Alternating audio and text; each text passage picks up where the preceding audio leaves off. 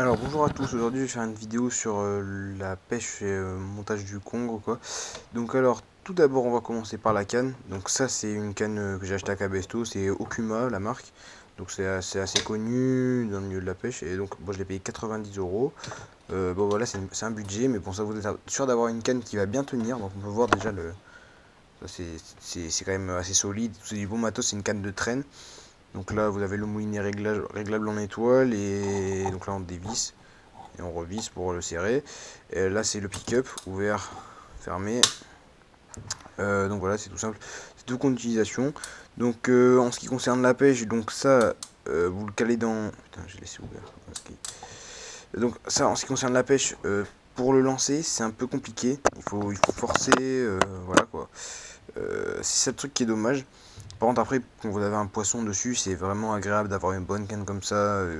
Il n'y a pas de galère pour le remonter. Je veux dire, il n'y a pas de matériel qui casse comme dans mes anciennes vidéos ou quoi.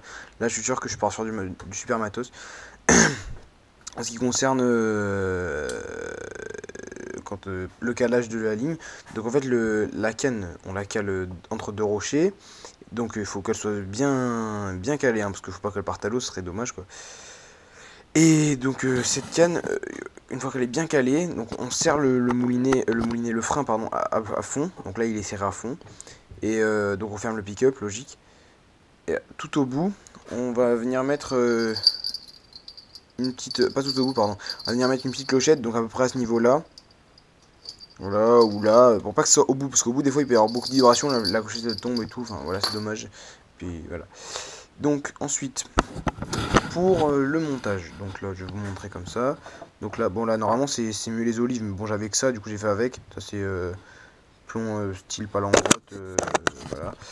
Donc ça avec le petit la petite perle, le nœud, donc c'est un nœud normal, je vous montrerai après à la limite. L'émerillon rolling, donc lui il tient très bien. Avec le balding en métal et l'hameçon 5.0 au bout. Voilà. Donc, voilà, donc pour cette canne, il faut garnir avec un fil. Donc là, j'ai mis du 47 centièmes, mais à partir de 40 centièmes, ça va, ça suffit. Donc voilà, c'est ça que j'ai acheté sur AliExpress, 2,50€ si je dis pas de bêtises. Donc il y a 500 mètres, 47 centièmes, donc ça suffit quand même. Ça fait beaucoup de poids, je crois qu'il y a écrit les kilos derrière. Il n'y a pas écrit, mais déjà 25 livres, ça fait beaucoup pour du 40 centièmes. Donc là, on doit être à peu près sur du 30 livres, c'est pas mal déjà. Voilà, voilà. Donc c'est quand même un bon fil, quoi. Pour le couper avec les dents, faut y aller. Voilà. Donc après, donc le fil, voilà. Donc moi j'ai mis du jaune fluo, là j'ai du transparent, c'est exactement pareil, ça change rien. De toute façon, c'est. Mais le jaune fluo dans la nuit, on le voit mieux. Donc moi je préfère. Après, chacun son avis, voilà. Après, en ce qui concerne les plombs, donc moi je préfère utiliser des olives, ça s'accroche moins et il y a moins de galère avec. Après, c'est sûr que quand j'ai autre chose que des olives, je fais avec quoi. Donc les olives de 30 grammes, c'est parfait.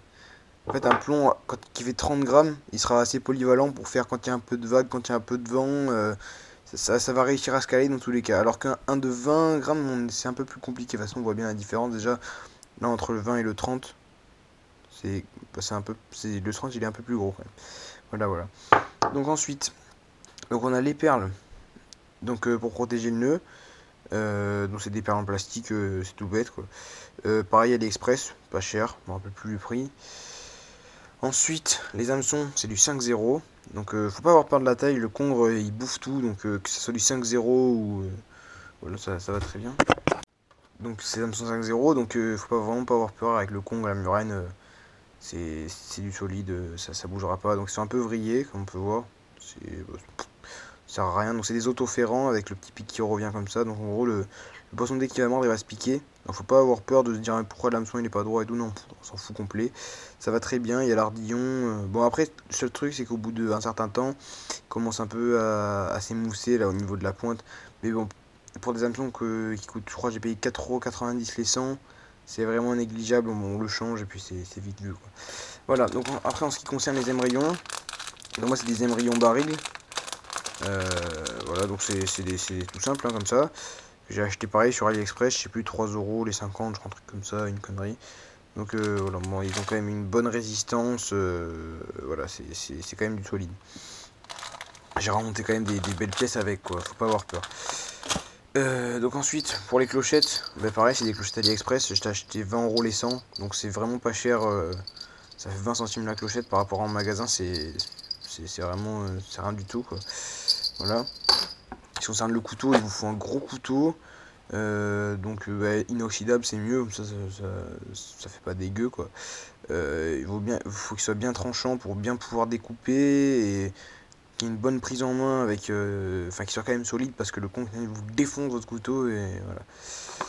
Donc voilà, donc ça, c'est directement du câble en acier, voilà comme ça, recouvert d'un peu de plastique. Donc ça fait 40 livres, je sais pas combien ça fait de kilos, c'est beaucoup, 10 mètres, donc avec 10 mètres on fait à peu près 25 balles de ligne, c'est quand même énorme. Donc à savoir qu'il faut pas utiliser les sleeveless, parce que sinon en fait le fil il glisse dedans, même si on sert comme un port, il glisse dedans, parce que c'est des tout petits sleeveless en alu, c'est pas top top. Donc voilà, donc ça m'a coûté je crois 1,20 €, donc c'est vraiment pas cher, quoi, et ça vous fait beaucoup d'utilisation. Voilà. Ensuite, pour les balles acier toujours, surtout éviter d'acheter ceux-là. Donc ceux-là c'est en fait c'est toujours en métal.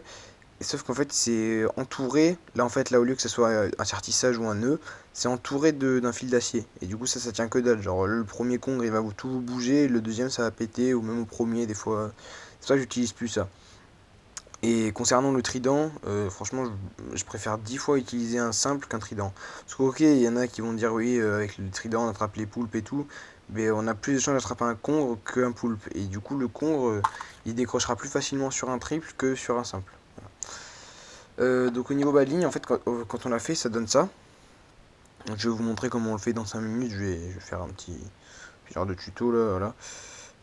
Voilà, tout bête. Et donc pour revenir à ça, là, ce nœud là, qui a au niveau de l'émaillon, je vais vous le montrer en direct là. Si j'ai un bout de fil. Ouais, là. Donc je vais prendre un émerillon baril. Donc alors c'est tout bête. Là, vous passez le fil dans le trou. Donc là ça fait comme ça, voilà. Hop. Et là, vous tournez, vous faites, je sais pas, 4, ça allait 6, 7 tours maximum, pardon. Et hop, vous repassez, je sais pas si on a bien vu, vous repassez dans ce trou-là, là, hop. Vous serrez, surtout vous n'oubliez pas d'humidifier un peu avec votre salive, afin que le nœud il glisse bien et que le fil il s'abîme pas. C'est très important ça. Donc vous appuyez avec votre ongle sur le nœud, pour bien que le nœud se stabilise au fond. Donc là on peut voir que c'est quand même, c'est du solide quoi, ça bougera pas. Pour couper le surplus de fil, moi je vous conseille d'avoir un coupe-ongle, parce que ça coupe le fil en deux, c'est pratique d'avoir ça quelque part et tout, voilà. Bon, moi je coupe avec les dents, mais bon, c'est mieux d'avoir un coupe-ongle quoi. Ça vous donne quand même un beau nœud assez potable.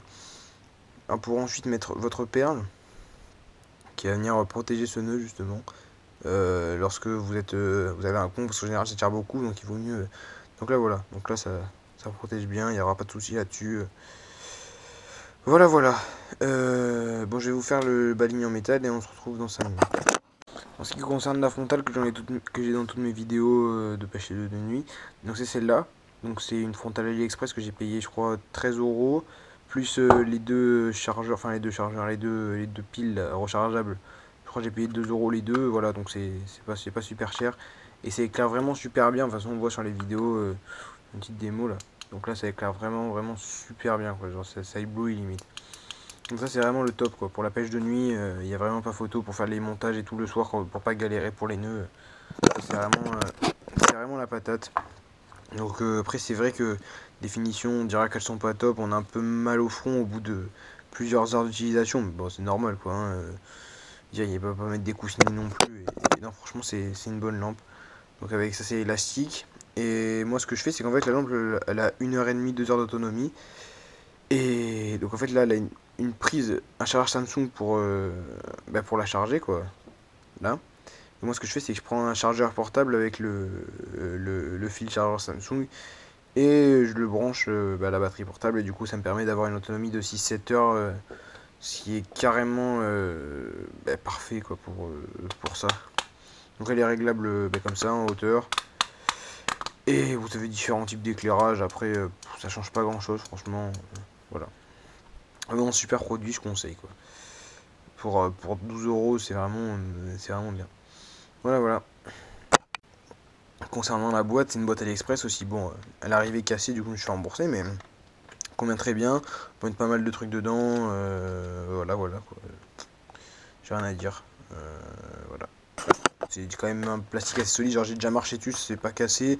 Bon, après, c'est sûr qu'il faut pas la jeter dans les rochers parce que c'est pas un truc super solide. C'est quand même un plastique fin. Et ça, c'est comme toutes les boîtes. Je crois que je l'ai payé 3 euros. Je vais pas dire de bêtises. Voilà, c'est rien du tout. Si je la cache, je m'en fous quand j'en rachète une. Voilà. Bon, alors, pour ce qui concerne les appâts, donc moi j'utilise ça. C'est sardines entières de Méditerranée, je sais pas quoi. 1 kg, donc c'est 4 euros à Cabesto, je crois, ou 3 euros, je sais plus. Enfin, c'est pas cher quoi, et vous en avez un sac rempli, là il y en a presque plus. Donc pour l'accrochage, tout simplement. Donc là, quand vos sardines elles sont gelées, donc quand vous partez, ça sert à rien de prendre la queue. La queue, elle sert à rien. Vous pouvez vous la garder et puis vous la jetez à l'eau quand vous partez pour éviter de trop nourrir les congres qui sont sur place et donc éviter de manquer des touches ou quoi. Donc alors, pour couper la sardine quand elle est gelée, je vous conseille de prendre une tenaille. Donc il faut la couper au niveau du trou de balle quoi, qui est à peu près par là. Et là. Et donc vous coupez à cet endroit là. Je vais pas le faire parce que là c'est des sardines entières que j'ai pas encore touché. Et voilà. Donc, vous coupez à cet endroit là. Et vous gardez donc que cette partie là. Et donc pour l'accrocher tout simplement. Donc en fait ça va faire qu'en fait il y a les boyaux qui vont un peu pendre dans l'eau et ça va dégager une bonne odeur et donc le con il va être attiré justement par cette odeur.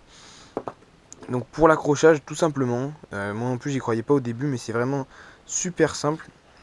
En fait là vous prenez votre hameçon, vous rentrez par un œil, tac, et vous ressortez par l'œil d'en face, ça va venir comme ça en fait.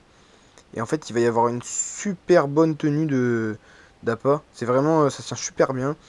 Faut juste que les sardines soient fraîches, si elles sont pas fraîches ça tiendra pas par contre. Voilà voilà, j'espère que cette vidéo vous aura plu. Donc à bientôt pour une nouvelle vidéo tuto ou n'importe quoi, j'en sais rien, on verra. Voilà, allez, ciao.